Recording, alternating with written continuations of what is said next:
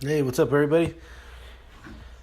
So in this video, a customer brought me some Arroyo Grande Sport tires. The size on these are 255 35R19s, and they're gonna go on a 2012 Infiniti G37. So yeah, a customer brought these into me, four of them. So we're gonna go ahead and swap them out. These old tires, they were barely hanging on. Like almost every tires that I get up in here, when the customer wants to change them out, they're barely hanging on. So yeah, they use them down to the last till the steel starts showing. So yeah, these are 19-inch tires. These tires here, they're UHP high performance all season tires. They have, according to the manufacturer webpage, they have 40,000 mile tread warranty, 10-30 seconds tread depth, and yeah, they're all season. So when you get UHP tires, you're getting good grip when it comes to cornering and stuff like that. So yeah, so right here we're just removing the tire. Just got to go a little slower since they are kind of wide and they are kind of thin. 35 19s just makes it a little bit trickier. I like using these two bars just to get them in there, and as you can see, the bead tries to pop out, but using another bar to help it out and going slow makes no problem with that. It's just taking your time with these. You don't want to scratch the customer's rim. These rims are pretty scratched up, but don't want to scratch them up more than they are. Same thing with this, with taking the bottom bead out, using another bar to help me out there. And like I said, just going slow, making sure we're not going to break any TPMS sensors.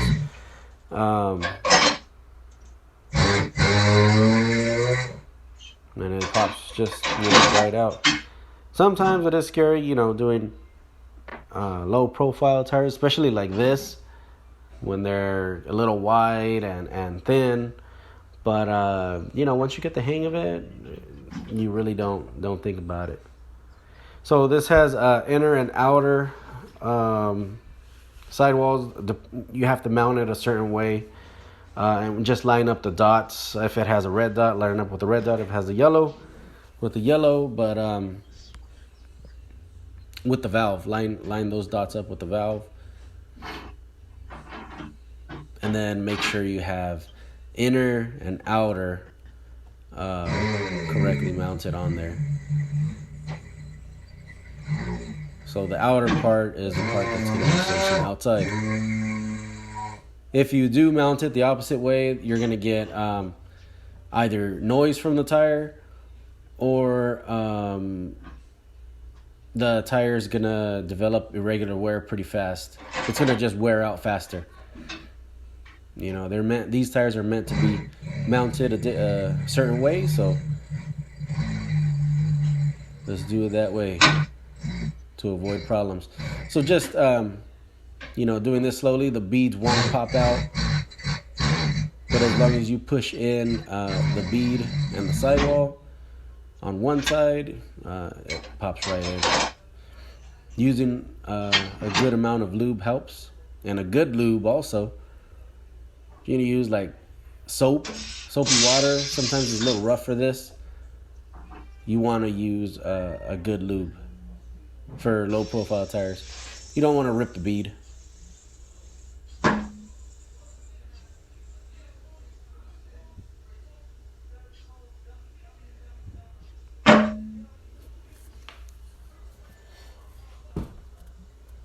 So inflating these to like always 40 psi, then I'll drop it down to, I think the psi was 35, what the car was asking for. Gonna put a new valve core.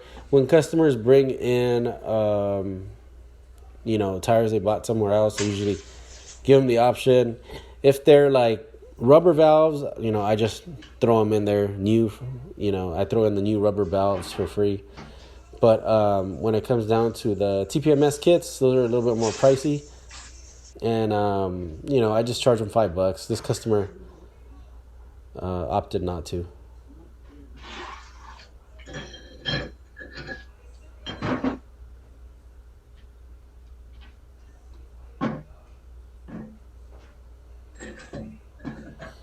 So just got to be careful here, not run the lock nut all the way in because it can hit the spokes on the wheel. So just, trying to be as careful as possible. There was just enough clearance so it didn't hit. Gonna go get the other wheel to work on.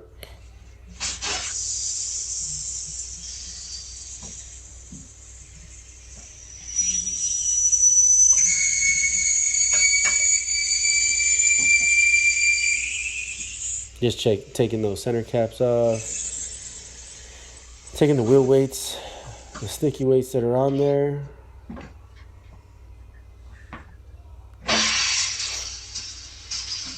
And just, always keep in mind if you don't see any sticky weights on, you usually see them on one side. If you don't see them, like say on the outer side, then just make sure the brake caliper or whatever doesn't, hit the weights that you're going to put on there, just to make sure you have enough clearance. And, when you're putting it back onto the vehicle, you don't get a surprise that the balance weights are hitting the caliper. Just keep that in mind also.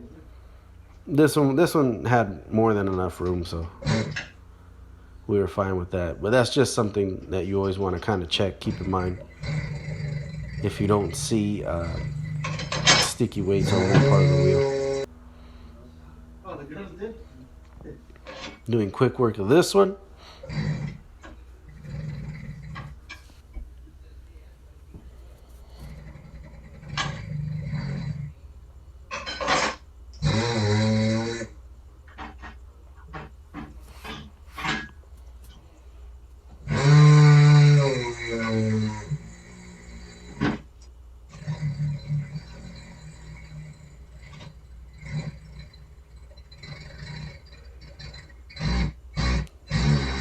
Same thing, this, taking it slow, being careful.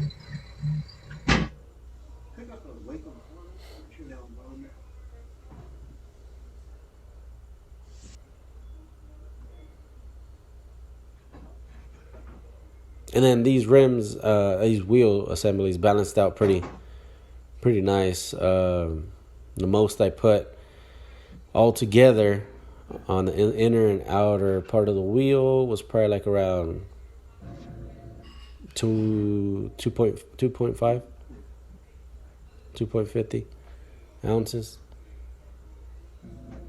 So they balanced out pretty cool. As you can see, there's not a lot of wobble either, so the rims were pretty easy to balance on this one, on all of them really.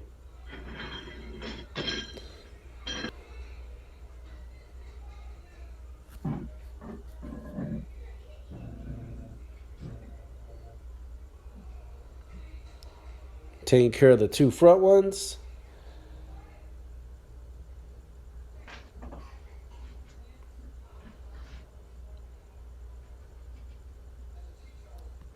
And just make sure you clean everything.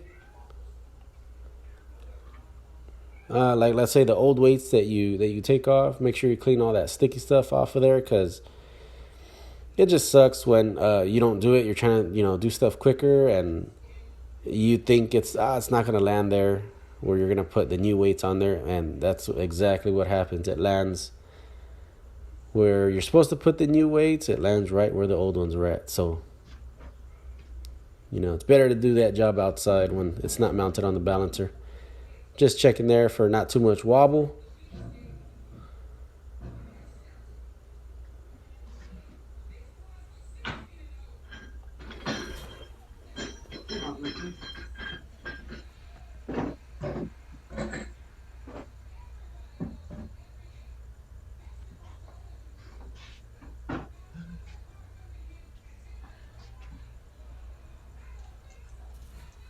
I don't know if you saw that there. It had a weight on on the inner side of the rim. So that could kind of throw you off. Just pay attention to that. If all of them have clip-on weight on the inner side, then it's probably because if you put sticky weights on there, it'll hit the brake caliper or something on there, usually the brake caliper. So just keep that in mind when balancing.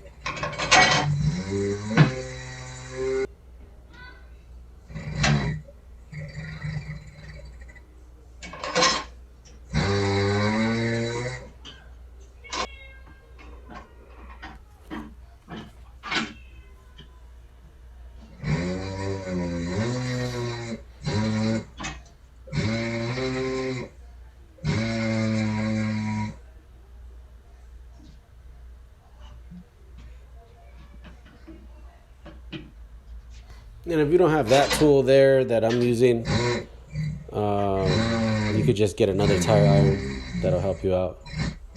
I like that tool though because it doesn't really slip off, and it grabs a little bit more of the, pushes a little bit more of the bead and sidewall down.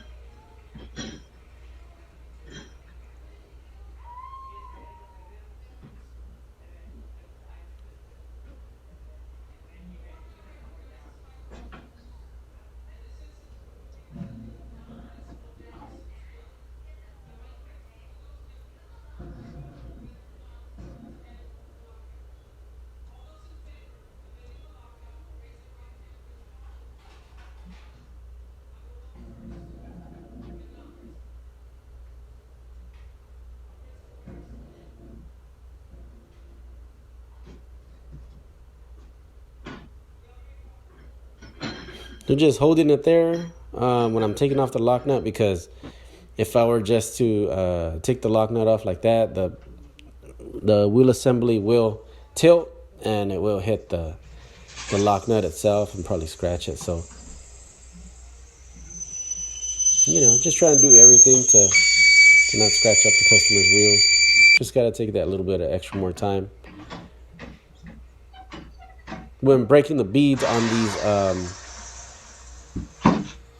wide wheel assemblies with low profile tires, you kind of want to break it, let's say 12 o'clock, 3 o'clock, 6 o'clock, and then 9 o'clock.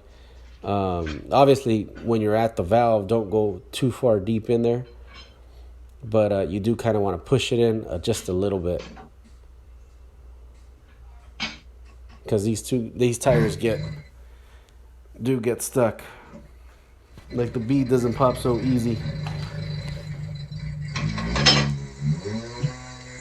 And just from right here, when demounting, soap and water works perfect.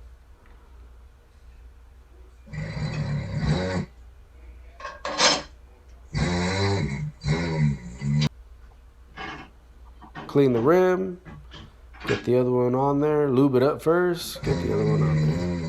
And I like lubing the tire bead area a little bit on the rim, on the first bead, and then it goes in smoothly.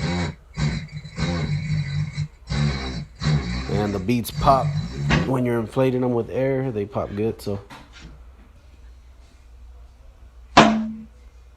you don't need to go too crazy with the lube either.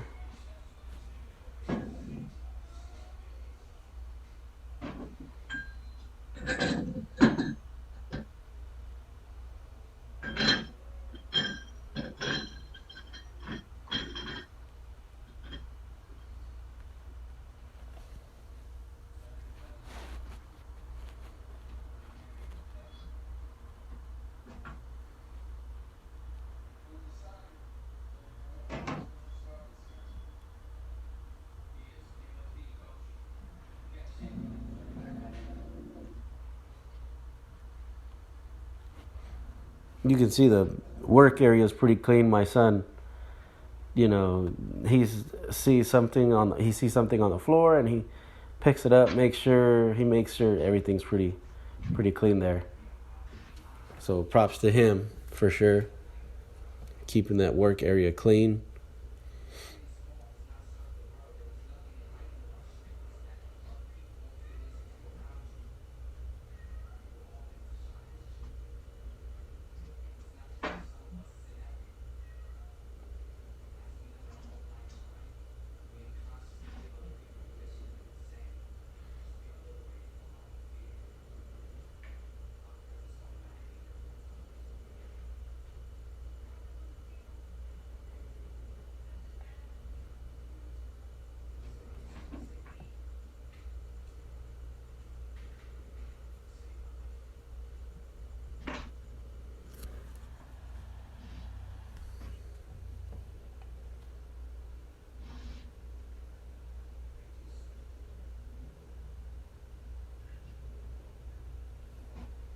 So when it comes to like bigger, like say all-terrain tires and bigger rims, I'll put weights on the outboard side first, and then spin it, and then adjust the weights on the inboard. It'll either give me less or just give me a little bit more. It just depends.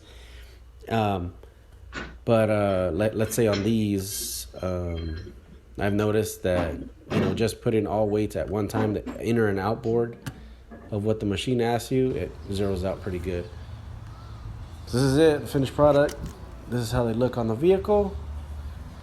My son got them all cleaned up. We torqued them up, set the PSI.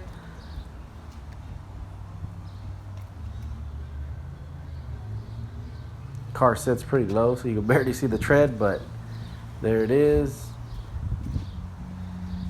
Check it out here.